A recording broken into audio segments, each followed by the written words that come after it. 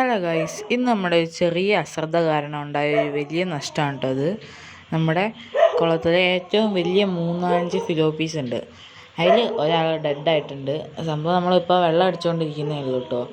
നമ്മൾ അറിയാതല്ല സംഭവം. ഇടയ്ക്കൊന്ന് നമ്മൾ വെള്ളം അങ്ങനെ കളയലുള്ളതാണ്.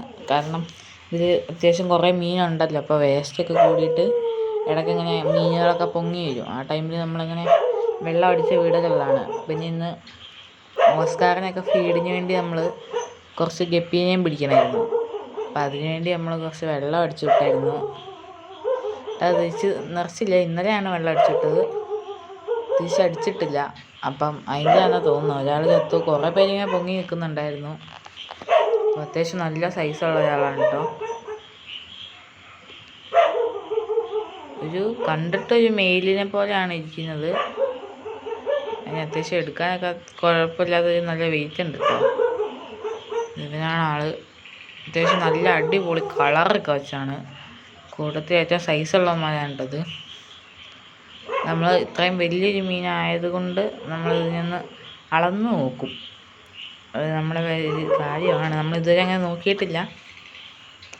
ഇന്നൊന്ന് അളന്ന് നോക്കും. ഇത് കണ്ടോ, 22 സെൻറ്റിമീറ്റർ വാല് കൂട്ടാതെ എന്തുണ്ട് കേട്ടോ. 22 അപ്പം അത്യാവശ്യം നല്ല സൈസുള്ളായിരുന്നു. ഇപ്പം നമ്മൾ ഇവരെ കുഴിച്ചിടുകയാണ്, അല്ലാതെ വേറെ ഒന്നും ചെയ്യുന്നില്ല. കാരണം കുഴിച്ചിട്ടില്ലെങ്കിൽ അത്യാവശ്യം നല്ല സൈസുള്ളതുകൊണ്ട് സ്മെല്ല് ചെയ്യാൻ ചാൻസ് ഉണ്ട്. പിന്നെ നമ്മൾ മോട്ടർ അടിച്ച വെള്ളത്തിൽ മെറ്റലിൻ ബ്ലൂ അല്ല, മിസ്റ്റർ യെല്ലോ, ചെറുതായിട്ടൊന്ന് പേര് മാറിയതാണ്. മിസ്റ്റർ യെല്ലോ ഒഴിച്ച് കൊടുക്കാൻ പോകണം കേട്ടോ. അല്ലെങ്കിൽ ഇപ്പം എന്തെങ്കിലും ചെറിയ രോഗമോ അങ്ങനെ എന്തെങ്കിലും ഫംഗസ് വല്ലതും ആണെങ്കിൽ ബാക്കിയുള്ളവന്മാർക്കും പിടിക്കും ശരിക്കും. ഈ കുളത്തിന് ഇത്രയൊന്നും മിസ്റ്റർ യെല്ലോ പോരാ.